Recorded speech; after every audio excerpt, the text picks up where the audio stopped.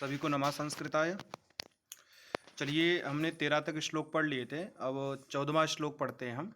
ठीक है, वसंत तिल का छंद है और बहुत ही प्यारा श्लोक है। सामान्य से इसके शब्द हैं और सामान्य सा ही अर्थ है। और बात अगर करूं इसके अर्थ में, तो अर्थ में बहुत ही मार्मिकता है। ठीक है, चलिए प्रारंभ करते हैं। कहते तानीन्द्रियाणि सकलानि तदेव कर्म सा बुद्धिरप्रतिहता वचनं तदेव अर्थोष्मणा विरहितः पुरुषः स एव त्वन्यः क्षणेन भवतीति विचित्रमेतत्। तानि इन्द्रियाणि सकलानि तदेव कर्म तानि इन्द्रियाणि सकलानि तदेव कर्म। तानि अर्थात वही। ठीक है, बोले तानि सकलानि इंद्रियाणि तदेव। ठीक है, बड़ा सामान्य सा अर्थ है। देखिए, बोले सकलानि अर्थात संपूर्ण। सकल का अर्थ होता है संपूर्ण। ठीक है, कहते हैं सकलानि संपूर्ण इंद्रियाणि अर्थात इंद्रिय। संपूर्ण इंद्रिय अर्थात सब इंद्रियां। तानि अर्थात वह। अब ये जो एव है ना, इस एव को देखिए आपको प्रत्येक पंक्ति में एव मिलेगा। एव एव। ठीक है, एव। ये जो एव है ये दो बार जुड़ेगा। एक बार जुड़ेगा पूर्व के साथ, एक बार जुड़ेगा पर के साथ। ठीक है, तो इसको साथ में जोड़ लीजिए। करे सकलानि अर्थात संपूर्ण, इंद्रियाणि अर्थात इंद्रियां, तानि अर्थात वह, एव मतलब ही, संति मतलब है। कहते सारी इंद्रियां वही हैं जो पहले हुआ करती थीं। ऐसा नहीं कि आज से 10 साल पहले हमारे हाथ जो थे वो पैरों के स्थान पे थे और पैर हाथों के स्थान पे आ गए। आज से 10 साल पहले हम हाथों से चलते थे, आजकल पैरों से चलने लग गए। ऐसा नहीं है। कहते तानि अर्थात वह, सकलानि इंद्रियाणि तानि एव, सारी की सारी इंद्रियां वही हैं जो पहले थीं। ठीक है, फिर आगे कहता है, बोले तद कर्म एव। तद मतलब वह, कर्म मतलब कर्म। बोले कर्म तदेव, कर्म भी तद एव वही है। ठीक है, कर्म भी कैसा है? बोले तद एव, कर्म तद एव। कर्म भी तद मतलब वह, एव मतलब ही। बोले कर्म भी वही है जो पहले हुआ करता था। ठीक है, बोले तानि इंद्रियाणि सकलानि अर्थात वह सकल इंद्रियां कैसी हैं? बोले वही हैं जो पहले थीं। और तद कर्म एव, वही कर्म है जो पहले करता था। ठीक है, पहली वाली पंक्ति स्पष्ट होगी, एक बार फिर देख लीजिए। सकलानि इंद्रियाणि तानि एव, सारी की सारी इंद्रियां वही हैं। तद कर्म एव, कर्म भी वही हैं। फिर कहते हैं सा प्रतिहतर, सा बुद्धिर प्रतिहता। एव यहाँ भी जोड़ लीजिए। बोले सह मतलब वह, बुद्धि मतलब बुद्धि, अप्रतिहता। ठीक है, अप्रतिहता सा बुद्धि। ठीक है, प्रतिहता का अर्थ होता है कुंठित होना। ठीक है, छोटी बुद्धि, कुंठित कुंठित विचार, कुत्सित विचार, बेकार विचार। ठीक है, तो प्रतिहता का अर्थ हो गया कुंठित, और ना प्रतिहता अप्रतिहता, अर्थात कुंठित नहीं है, अर्थात संकुचित नहीं है। बोले अकुंठित सा बुद्धि एव, अर्थात अकुंठित अर्थात विस्तृत बुद्धि वही है जो पहले थी। बुद्धि भी आज वही है जो पहले थी।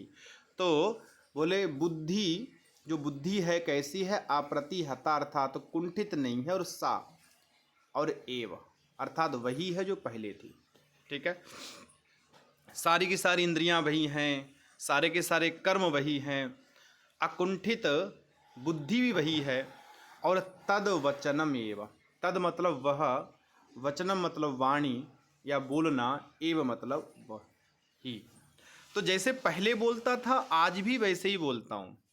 ऐसा नहीं कि पहले मैं बहुत खराब बोलता था आजकल अच्छा बोलने लगा, या पहले बहुत अच्छा बोलता था आजकल खराब बोलने लगा, ऐसा नहीं है। ठीक है। तद मतलब वह, वचनम मतलब वचन, एव मतलब ही, अर्थात वचन भी वही है जो वचन पहले हुआ करता था। ठीक है। बस बोले पुरुषाः स एव, इसको अर्थ बाद में करेंगे, पहले यहां से कर लीजिए। पुरुषाः स एव, पुरुष मतलब व्यक्ति, सह मतलब वह, एव मतलब ही, अस्ति मतलब है। अस्ति नहीं दिया, आपको अध्याहार करना। ठीक है।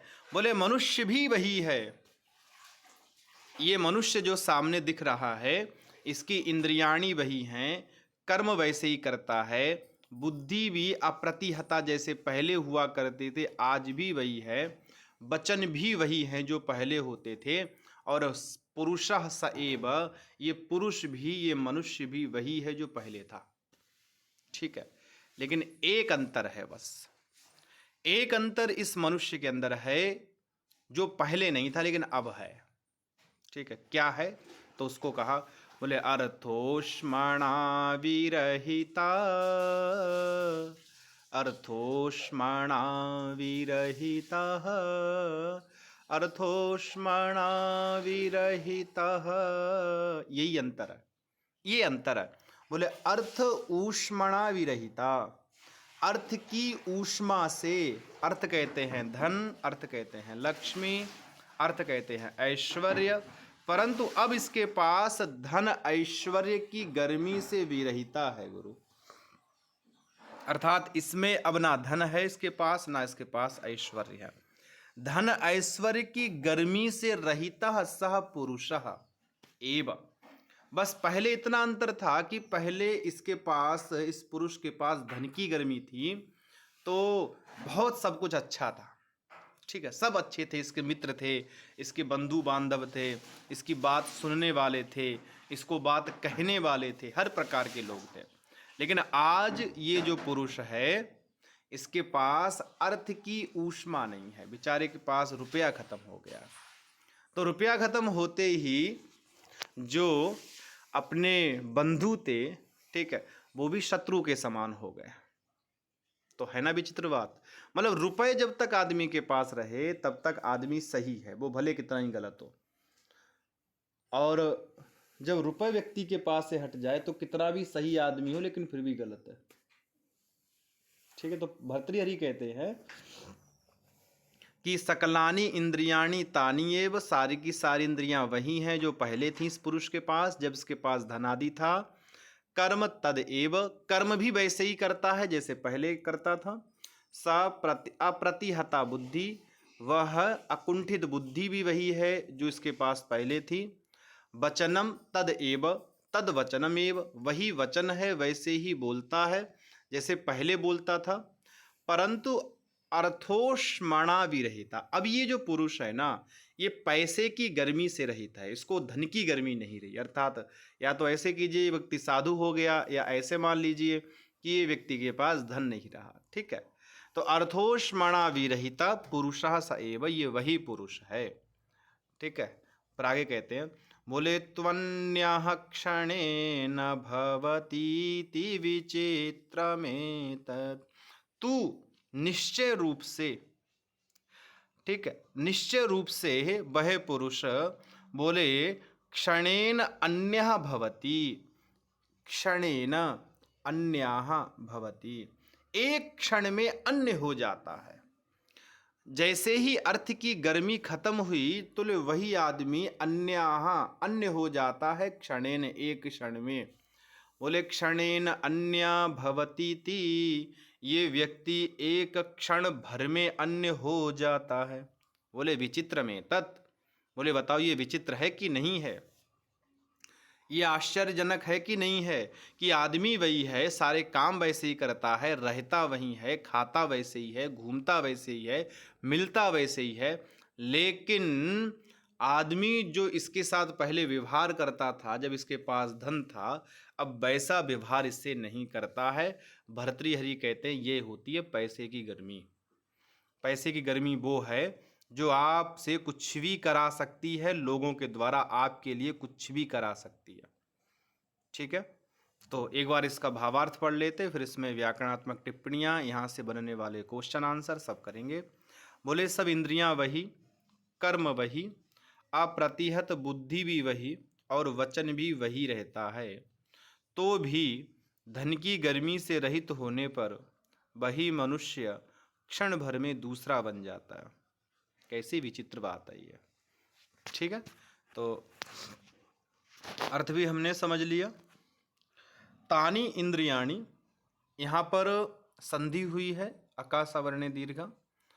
ठीक है, सवर्ण दीर्घ संधि तानी, क्योंकि इधर तानी है और प्लस में इंद्रियाणी है। ठीक है, तो इंद्रिय का ई और तानी का ई जब मिल जाएगा तो आपस में मिल जाएंगे तानी इंद्रियाणी। ठीक है, इसके बाद कहा सकलानी, संपूर्ण है, तानी इंद्रियाणी सकलानी। तो सकलानी जो विशेषण है गुरु वो है इंद्रियाणी का। ठीक है, सकलानी इंद्रियाणी अर्थात संपूर्ण इंद्रियां। ठीक है, तद एव कर्म अर्थात कर्म भी वही है, तो कर्म तदेव, कर्म भी वही है। तो कर्म का सर्वनाम है तद अर्थात वही। ठीक है, कर्म भी वही है। बोले सा बुद्धि, बुद्धि भी वही है जो पहले थी, ऐसा नहीं कि बुद्धि चेंज हो गई हो। बोले स बुद्धि अर्थात बुद्धि भी वही है। और बुद्धि कैसी है, बोले अप्रतिहता।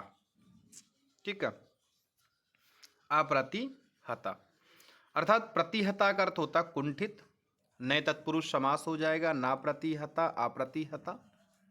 वचनम मतलब बोलना, तद मतलब वह, एव मतलब ही, बोलना भी वही है जैसे पहले बोलता था। अब प्रश्न इस पंक्ति से ऐसे बन सकता है कि इसमें बुद्धि का विशेषण है। ठीक है, बुद्धि का इसमें विशेषण है, तो बुद्धि का विशेषण क्या है वो आपको बताना पड़े। बोले सप्रतिहत, वह बुद्धि भी वैसे ही है और वचन भी वैसे ही है। ठीक है, तो बुद्धि का विशेषण दिया अप्रतिहता बुद्धि। ठीक है, अगला है अर्थोष्मणा। अर्थोष्मणा का समास आपको करना है। ठीक है, अर्थोष्मणा का समास आपको करना है, बहुत सामान्य सा समास है, आप कमेंट में लिख सकते हो, कमेंट लिखा करें आप। ठीक है, क्योंकि वीडियो मिल जाए तो इससे एक तो अभ्यास हमारा बना रहता है, और बिना देखे आप लिखिएगा इसका समास क्या होगा। विरहिता, विरहिता में विपूर्वक रह धातु से इट आगम और ता प्रत्यय है, भूतकालिक अर्थात रहित। ठीक है, पुरुषः स एव, पुरुष भी वही है। त्वन्यः क्षणेन भवति, तू निश्चय रूप से अन्यः अन्यः क्षणेन अन्यः भवति इति, वह एक क्षण में वही आदमी अन्य हो जाता है। ठीक है, तो अन्यः क्षणेन भवति इति, यहाँ पर त्वन्या के अंदर तू और अन्य है, तू प्लस अन्य। ठीक है, तो तू प्लस अन्य यहाँ पर क्या हो जाएगा, इको एणची लग जाएगा, त्वन्यः क्षणेन भवति इति विचित्रम एतत्, विचित्रम एतत् ये बड़ा विचित्र है गुरु। ठीक है, विचित्रम एतत् अर्थात ये विचित्र है। आपको इसके अंदर अंतिम प्रश्न पंक्ति से एक प्रश्न बनेगा कि भवति इस क्रिया का कर्ता क्या है। ठीक है, इस श्लोक में ये जो भवति है इसका कर्ता क्या है वो कर्ता आपको बताना है। ठीक है, चलिए, और इसमें कुछ ज़्यादा विशेष नहीं, अगला श्लोक देखते हैं। अनुष्टुप वृत्त है। बोले त्वमेव चातकाधारो सिति केशाम न गोचरः, त्वमेव चातकाधारो सिति केशाम न गोचरः, किमम्भोदवरस्माकं कार्पण्योक्तिं प्रतीक्षसे, किमम्भोदवरस्माकं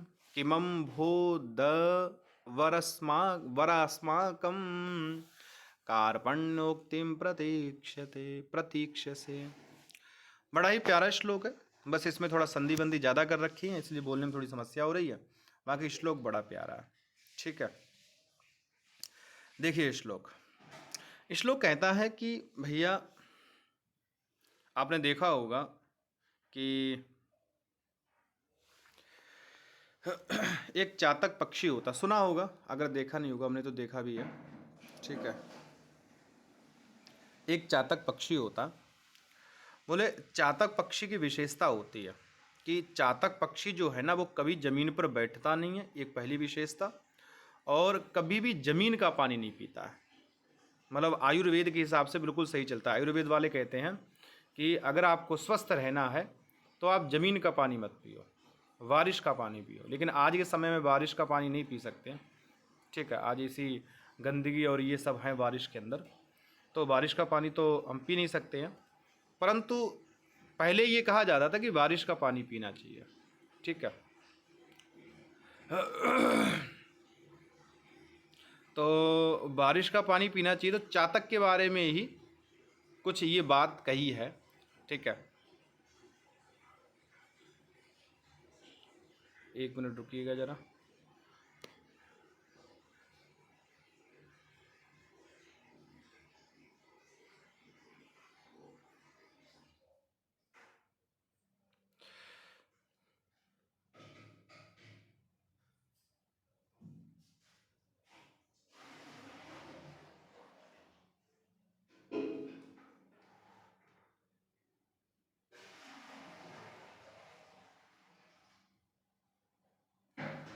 देखिए, बोले त्वमेव चातकाधारो, बड़ा सामान्य सा, बिल्कुल ऐसे ही जोड़ते जाइए, ऐसा ही इसका अनुभव करते जाइए, जोड़ते जाइए। बोले बस इसमें एक पद संबोधन वाला है। ठीक है, एक पद संबोधन वाला है। बोले अम्भोद वरा, ये अम्भोद और वर। ठीक है, अम्बोध कहते हैं मेघ को, अर्थात पानी देने वाला, अम्भोद। ठीक है, अम्भोद ये मेघ हो गया। बोले अम्भोद वर, वर मतलब श्रेष्ठ, मेघों में जो श्रेष्ठ मेघ है। ठीक, अर्थात हे मेघ श्रेष्ठ, अम्भोद वर, समझ गए ना। तो इसमें संबोधन वाला पद है, तो संबोधन वाले पद को आपको सबसे आगे रखना है। ठीक है, सबसे आगे रखना क्या है, संबोधन वाले पद को। तो अर्थ हो गया हे अम्भोद, अम्भोदवर, अर्थात हे मेघ श्रेष्ठ या श्रेष्ठ मेघ। बोले त्वमेव चातकाधार असि, त्वम मतलब तुम, एव मतलब ही, चातकाधारा चातकों के आधार हो, असि मतलब हो। ठीक है, इति यह बात, बोले केशाम न गोचर। ठीक है, कौन नहीं जानता, केशाम कौन। ठीक है, बोले केशाम जनानाम न गोचरा, अर्थात नहीं जातम, अर्थात प्रत्येकेन ज्ञातम, हर आदमी इस बात को जानता है। बोले ये बात किससे गोचर है, या किसी से गोचर नहीं है, गोचरा न, ऐसा कर लीजिए, केशाम गोचरा न, अर्थात ये है किसी से गोचर नहीं है, अर्थात हर एक आदमी इस बात को जानता है कि त्वमेव चातक आधार, चातक का आधार हो, चातक पक्षी का आधार हो। जब जब बरसोगे तब तब वो पानी पिएगा, इसलिए तुम चातक के आधार हो, और यह बात किसी से छिपी नहीं है। ठीक है, तो त्वमेव चातक आधारो असि इति केशाम न गोचर, इस बात को कौन नहीं जानता। बोले किम क्या, अब इसने जब ये कह दिया कि तुम चातक के आधार हो, और चातक के आधार होने पर उसको बिना मांगे पानी देते हो। आपने देखा होगा थोड़ी कि चातक मांगता घूमता, मुझे पानी दो पानी दो, तब पानी देता है, ऐसा नहीं होता। बोले चातक के आधार हो, चातक के बिना मांगे, चातक के बिना प्रार्थना किए तुम चातक को पानी देते हो, अर्थात चातक का उद्धार करते हो। ठीक है, वो नहीं मांगता फिर भी देते हो। नीतिकार कहते हैं, बोले अस्माकम कार्पण्य उक्तिम किम प्रतीक्षसे, तो क्या अस्माकम मतलब हमारी, कार्पण्य उक्तिम अर्थात कृपणा, जो करुण प्रार्थना है। ठीक है, जो कार्पण्य प्रार्थना है, कृपण की प्रार्थना है, हम आपके दीनहीन होके जो प्रार्थनाएं करें, बोले किम क्या प्रतीक्षा से, उसकी प्रतीक्षा कर रहे हो तुम। मतलब चातक को तुम बिना मांगे पानी दे रहे हो, और हमसे ये कह रहे हो कि तुम मांगो, हम प्रार्थनाएं करें तब हमको दोगे। ठीक है, ऐसा मत करो। जब चातक को आप बिना मांगे पानी देते हो तो हमको भी बिना मांगे ही पानी दीजिए, हमारे भी सारे काम बिना मांगे ही सिद्ध कीजिए। ठीक है, ये हो गया अर्थ इसका। तो देखिए, त्वमेव तुम ही चातकाधाराः, चातक पक्षियों के आधार हो। ठीक है, केशाम न गोचराः, यह बात कौन नहीं जानता है। बोले किम अम्भोदवर, हे मेघ श्रेष्ठ, अस्माकम, तो हमारी, कार्पण्योक्तिम अर्थात करुण प्रार्थना की, किम प्रतीक्षा से, क्या आप प्रतीक्षा कर रहे हो, अर्थात हमारी कृपण प्रार्थना की आप प्रतीक्षा कर रहे हो कि हम आपसे प्रार्थना करें तभी आप हमारी बात को सुनोगे, अर्थात हमारी भी बात बिना उसके सुन लीजिए, मान लीजिए। ठीक है, तो यहाँ पर अगर व्याकरणात्मक टिप्पणियाँ देखें और प्रश्न की बात करें तो एक ऐसा प्रश्न बन सकता है कि त्वमेव चातकाधारा डैश डैश डैश किम अम्बोदवरस्माकं प्रतीक्ष से, यहाँ पर संबोधन वाला पद कौन सा है। ठीक है, यहाँ पर संबोधन वाला पद कौन सा, तो संबोधन वाला पद है अम्बोदवर, ये संबोधन वाला पद है। ठीक है, त्वमेव चातकाधाराः, समास हो गया चातका नाम या चातकस्य आधारा, चातकों का आधार, अर्थात चातक के लिए आप आधार स्वरूप हो। आधारो अस्ति इति, आपको यहाँ पर संधि बतानी है, आधारो अस्ति इति। ठीक है, जो जो संधियाँ हो रही हैं आपको सबका नाम लिख देना, बस प्लस प्लस का निशान लगा दीजिए। केशाम न गोचरा, ठीक है, कौन नहीं जानता, किसको गोचर नहीं, गो कहते हैं इंद्रियों को, चरा मतलब चरना, किसकी इंद्रियों के आगे ये बात सिद्ध नहीं है कि तुम चातकों के आधार हो। ठीक है, तो अब ये प्रश्नवाचक है किम अम्भोदवर अस्माकम कार्पण्युक्तिम, हमारी कृपणता पूर्वक जो युक्ति है। ठीक है, कृपणस्य भावाः कार्पण्य, शय प्रत्यय हो जाएगा, गुणवचन ब्राह्मणादिभ्यः कर्मणि च। ठीक है, शय प्रत्यय हो के रूप बनेगा कार्पण्य। ठीक है, कृपणता, उक्ति, वही कार्पण्य है वही युक्ति है, यहाँ पर आपका समास होना चाहिए कर्मधारय। ठीक है भाई, वही कार्पण्य है और वही युक्ति है। ठीक है, या हाँ कर्मधारय कर लीजिए आप, कार्पण्युक्तिम प्रतीक्षा से, आपको इसमें प्रतीक्षा से बताना, प्रतीक्षा से में क्या विभक्ति वचन है, क्या पुरुष है, कौन सा वचन है, और इधर अस्माकम जो है ये कहाँ का रूप है। ठीक है, ये दो चीज़ें आपको बतानी है। ठीक है, आप इन दोनों को बताइएगा। बाकी इसमें कुछ खास नहीं है, अलंकार बता दीजिए आप कौन सा है, और हम एक श्लोक और कर लेते हैं। रे रे चातक सावधान मनसा मित्रक्षणं श्रूयताम् अम्भोदा बहवो हि सन्ति गगने सर्वेऽपि नैतादृशा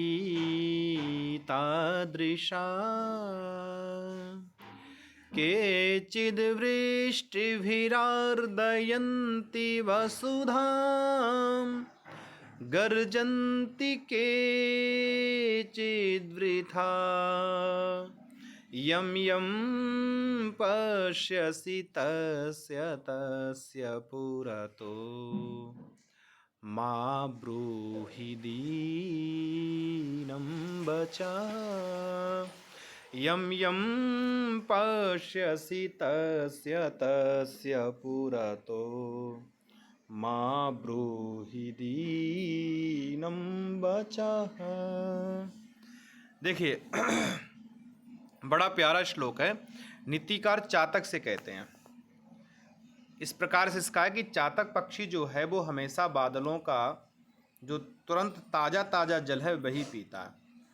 तो नीतिकार कहते कि पक्षी एक बात सुनो, बोले गगन में बहुत सारे प्रकार के बादल होते हैं, कुछ बादल ऐसे होते हैं जो भरपूर वर्षा करते हैं, कुछ बादल ऐसे होते हैं जो केवल गरजते हैं बरसते नहीं हैं। दुनिया में तुम्हें बहुत सारे लोग ऐसे मिल जाएंगे जो बातें तो बड़ी लंबी फेंकेंगे, करेंगे कुछ नहीं, और दुनिया में कुछ ऐसे मिल जाएंगे जो बातें कम करेंगे और करेंगे ज़्यादा। ठीक है, तो भर्तृहरि कहते कि हे चातक, रे चातक, अरे ओ चातक, ओ भाई चातक जरा सुन, रे चातक, रे अरे ओ चातक, सावधान मनसा। हे मित्र, रे चातक, हे मित्र, हे चातक मित्र, ठीक है। यहाँ पर मित्र आया है चातक के लिए, तो हे चातक मित्र, सावधान मनसा, सावधानी पूर्वक, बोले क्षणम श्रूयताम, सावधानी पूर्वक क्या करो, बोले सुनो, एक क्षण पहले सुनो सामने वाले को। और ये सभी के जीवन के लिए बड़ा उपयोगी है कि हे चातक, हे मित्र, सबसे पहले सावधान होकर सामने वाले को क्षणम श्रूयताम, एक क्षण सुनो, पहले वो कहता क्या है, ठीक है। श्रूयताम, क्षणम श्रूयताम, ठीक है। पहली पंक्ति स्पष्ट हो गई कि हे चातक मित्र, सर्वप्रथम सावधान होकर क्षणम श्रूयताम, एक क्षण सामने वाले की बात सुनो। फिर कहता है अम्भोदा बहवो हि सन्ति गगने, अम्भोदा बहवो हि सन्ति गगने। अम्भोदा अर्थात पानी देने वाले बादल, बहवा बहुत सारे, ही निश्चय रूप से, संति मतलब हैं, गगने मतलब आकाश में। इस आकाश में जो तुम्हें दिखाई पड़ रहा है गुरु, इसमें बहुत सारे बादल हैं, ठीक। अम्बोदा मतलब बादल, बहवा मतलब बहुत सारे, ही मतलब निश्चित रूप से, संति मतलब हैं, गगने मतलब आकाश में। परंतु उनमें सब एक जैसे नहीं होते हैं। बोले सर्वे पिना एतादृशः, सर्वे मतलब सब, अपि मतलब भी, ना मतलब नहीं, एतादृशाः एक जैसे, परंतु सब एक जैसे नहीं होते। आकाश में बादल तो बहुत दिखाई पड़ेंगे, लेकिन हम नहीं कह सकते कि वो सब एक जैसे हैं, ठीक है। फिर कहते केचिद् वृष्टिभिः आर्दयन्ति वसुधाम। बादलों के प्रकार बताए भर्तृहरि ने। बोले बादलों के प्रकार कैसे हैं, तो देखिए बादलों के प्रकार बताते तीसरी पंक्ति से, ठीक है। केचिद् वृष्टिभिरार्दयन्ति वसुधाम, बड़ा सामान्य सा अर्थ है। केचिद् कुछ, वृष्टि भी वर्षा के द्वारा, आर्दयंती भिगा देते हैं, वसुधा मतलब पृथ्वी को। कुछ बादल ऐसे हैं जो भयंकर वृष्टि के द्वारा पूरी धरती को भिगा देते हैं, सराबोर कर देते हैं, प्यास बुझा देते हैं। लेकिन केचिद कुछ, बोले वृथा गरजन्ति, केवल आते तो बड़े काले काले हैं, गरजते हैं, भय दिखाते हैं, लेकिन चले जाते हैं, ठीक है। अब तुम ऐसे बादलों से भी मांगना शुरू कर दोगे जो आके केवल भय दिखाते हैं, तो फिर कैसे बात बनेगी, ठीक है। बोले गरजंती केचिद वृथा, केचिद कुछ, वृथा बेकार में, गरजंती गर्जना करते हैं, ठीक है। यम यम पश्यसि तस्य तस्य पुरता, यम यम जिस जिसको, पश्यसि देखते हो, हे चातक तुम जिस जिसको देखते हो, तस्य तस्य पुरताः उस उसके सामने। ऐसा नहीं तुम बादल में जिस जिसको देखो सबके सामने चिल्लाने दो, पानी दो पानी दो पानी दो, मुझे प्यास लगी पानी दो, ना। भर्तृहरि कहते गलत बात गुरु, बेटा गलत बात है ये। यम यम पश्यसि जिस जिसको देखते हो, तस्य तस्य पुरतः उस उसके सामने। बोले दीनम वचः मां ब्रूहि, दीनता वाले, अपनी कमजोरी वाले, वचः मतलब वाणियों को, मां मतलब नहीं, ब्रूहि मतलब बोलो।